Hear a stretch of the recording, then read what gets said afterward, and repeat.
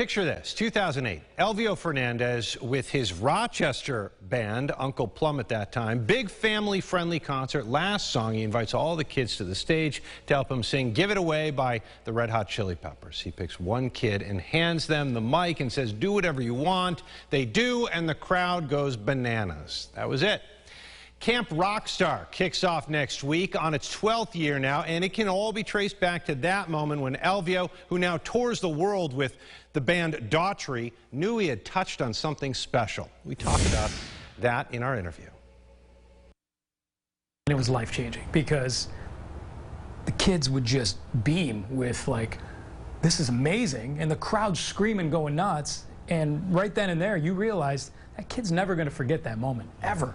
Right. So I was laying in bed that night and I said, how can I continue this? So I started a one-week summer camp, and the whole premise of the camp was we're going to make you feel like a rock star. Yeah. So on day one, we pick the kids up in a limo or a tour bus. We drive them around, and then we go to whatever venue we're doing the camp at. They play for us a little bit, and then we form bands. All right, band number one, you're the drummer, you're the bass player, two guitarists, singers, and they have to hang out with their band all week. They got to name their band, they design a logo, and then they pick 2 songs that they're going to perform on Friday in front of a live, like it's their first gig in front of a live audience.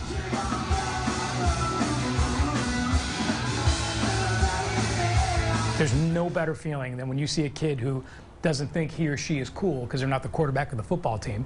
They're the kid in their bedroom playing guitar. Yeah. Now they're on stage, playing in front of a crowd, doing a guitar solo or singing or whatever, and feeling that adoration and that feeling that I'm fortunate to get when I go and step on stage. Yeah.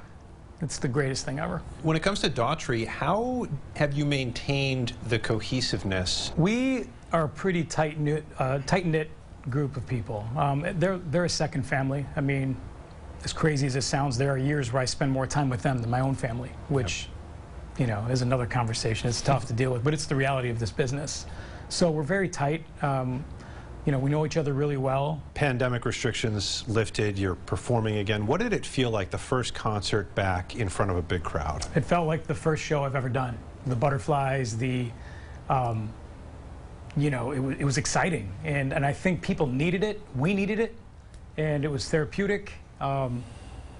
It was awesome. I mean, I'm at a loss for words because it was so cool. Have you felt pressure to move to LA, Nashville, New York City? I always felt the support from friends and family and fans here, and I just feel like, why leave this? Why not stay and try to, you know, change the landscape of the future of the local music scene and help, you know, and see if I can give back a little bit. So I hate the weather, but I'm going to stick it out. And how about this? Elvio helped write a Daughtry song that last year hit #1 on the Billboard rock chart. It's called Heavy as the Crown. You can find a link to that, learn more about the year-long Rockstar Academy, and watch the entire interview with Elvio over at RochesterFirst.com right now.